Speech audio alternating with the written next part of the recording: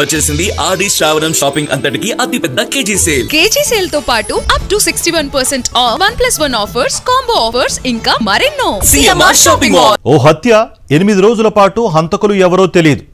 హత్యనే సంచలనం అనుకుంటే తీరా హంతకులు ఎవరో తెలిసాక అందరూ ఉలిక్కిపడ్డారు. అసలు నల్గొండ జిల్లాలో జరిగిన స్కూల్ ప్రిన్సిపల్ రూపారెడ్డి దారుణ హత్య వెనుక ఏం జరిగింది? హత్య చేసిన ఆ వ్యక్తులెవరు? Watch it. నల్లగొండ జిల్లా కొండమల్లేపల్లి. అప్పటిదాకా ఆ పేరు పెద్దగా ఎవరికీ తెలియదు. కానీ ఈ నెల 11న జరిగిన స్కూల్ ప్రిన్సిపల్ రూపారెడ్డి హత్య కేసు అందరి నోళ్లలో నానింది. హత్య జరిగిన తీరు అందరినీ హడలెత్తించింది. రూపారెడ్డిని అత్యంత కిరాతకంగా, అమానవీయంగా 27 సార్లు కత్తితో పొడిచి చంపేశారు. ఆ స్థాయిలో దారుణంగా హత్య చేశారు కాబట్టే రాష్ట్ర వ్యాప్తంగా ఆ హత్య కేసు మార్మోగిపోయింది. ఇంతకీ అంతటి దుశ్చర్యకు ఒడిగట్టింది ఎవరో తెలుసా? హత్యకు గురైన రూపారెడ్డి నిర్వహిస్తోన్న సొంత స్కూల్ విద్యార్థులే. కల్లు రూపారెడ్డి గత కొన్నేళ్లుగా మల్లేపల్లిలో నాగార్జున కాన్సెప్ట్ స్కూల్ పేరుతో ఓ పాఠశాల నిర్వహిస్తోంది.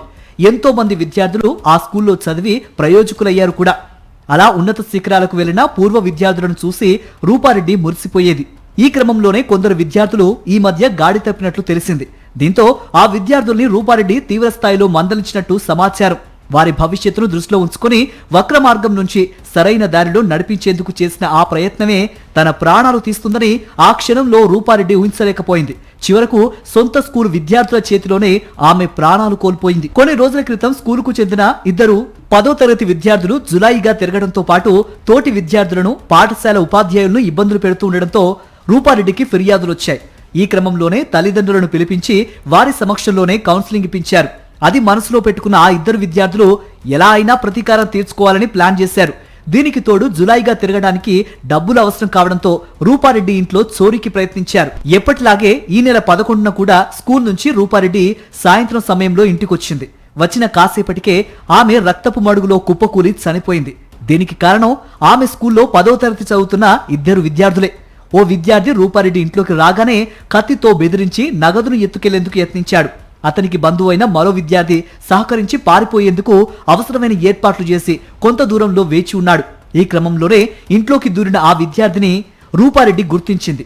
దీంతో దొరికిపోయానని భావించిన దుండగులు ఎలా అయినా విషయం బయటకు వస్తుందనుకుని కత్తితో దాడి చేసేందుకు యత్నించాడు.